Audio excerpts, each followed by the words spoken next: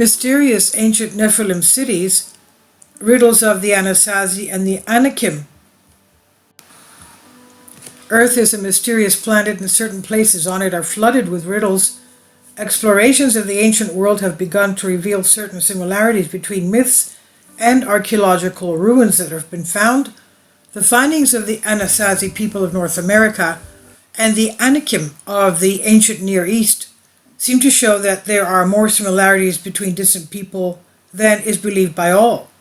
The term Anasazi is a synonym used by the Navajo Indians, which has been translated as ancient, meaning ancient enemies or ancient enemies, and they were a genetic and unique group, culturally considered hostile by early modern tribesmen.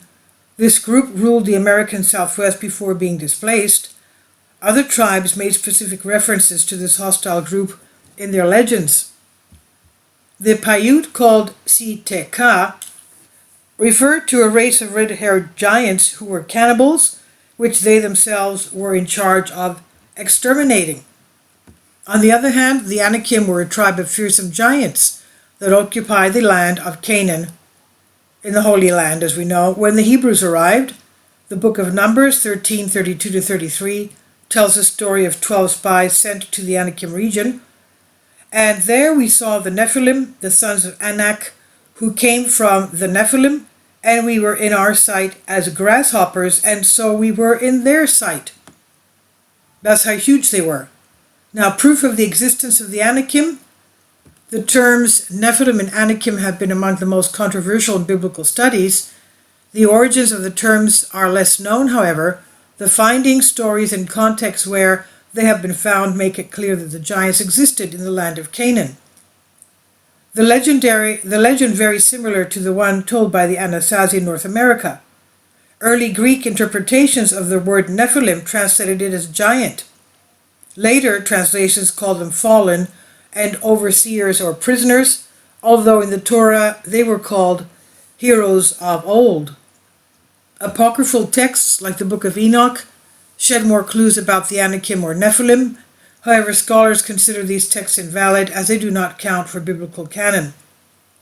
The origin of the term apocryphal comes from the Greek apo and kritin, which means far and hidden, and thus we can understand that these books are not within the canon because they are simple mythology, but that they were hidden in some foreign interest. In fact, current scholars still hold that the fundamental or literal interpretation of these texts is wrong when it comes to mythology. But what if there is archaeological evidence for its existence? The Anasazi archaeology? American archaeology is replete with human remains with strange physical features, and there is an open investigation of a missing ethnic group. This narrative has been systematically rejected, including institutions like the Smithsonian and the National Geographic Society, despite the fact that their own explorers are supporters of the theory. What cannot be denied is that the United States poses hundreds of strange ruins and petroglyphs that predate known tribes. A 2016 National Geographic article where Aaron Sider showed how the elite of the Chaco culture had 6 fingers and toes. Patricia Crown is totally surprised by the divine powers, quote-unquote, of these beings existing among the Mayans, who were associated especially with important rituals, wealth, and status. The find was supported by hand and footprints with 6 fingers on the plaster walls of ancient structures. The problem is that these constructions are very little known. They are believed to be spaces for underground rituals called kivas, but it is unknown why they built it underground and were made with a honeycomb structure. Its location is also a mystery. Access to natural resources is extremely complicated, so it's believed that they were based on geographical, geometric, and astronomical alignments. When the conquerors arrived in the area, these structures were already abandoned. The tribes used instruments made of rock, bone, and skin. Moreover, the constructions are very complex to have been made with such materials. Another thing to keep in mind is that many of the Anasazi constructions show signs of having suffered a war due to the marks of fire on their walls. Cannibalism in Rituals. In 2000, an article was published in Cambridge University Press about another Anasazi site in southwest Colorado called Mesa Verde. There, evidence of cannibalism was discovered in human remains found at the site. Another site is Arizona's Chelly Canyon. Horrified researchers during their exploration. The Gutenberg Project report mentions the absence of animal remains, clothing or beds. The rooms only had water containers. Another room in which kitchen utensils were found was also empty. What this population lived on was a mystery. It was only known that they went south in winter and cultivated in the valleys, returning north during summer. The current tribes that inhabit Arizona are believed to be descendants of the slaves of this cave-dwelling civilization.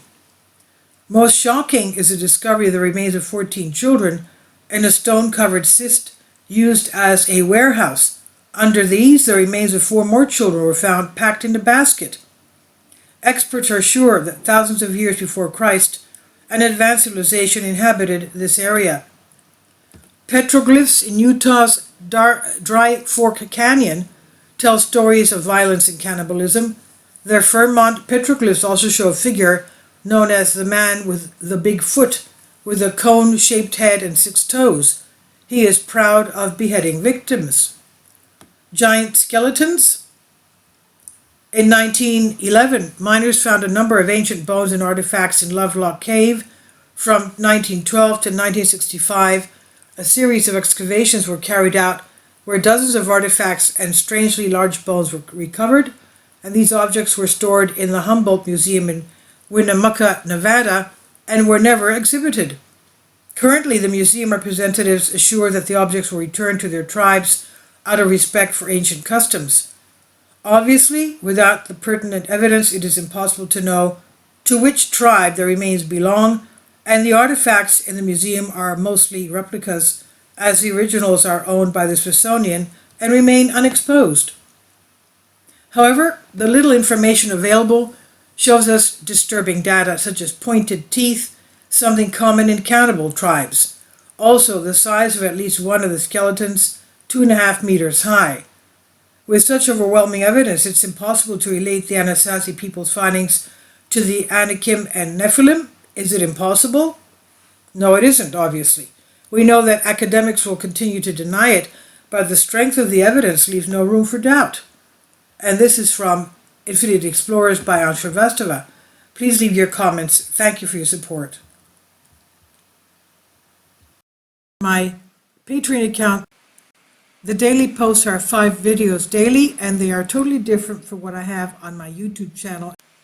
Thank you so much for your support and that you find all my content so interesting. You'll find the Patreon account details in the description box below.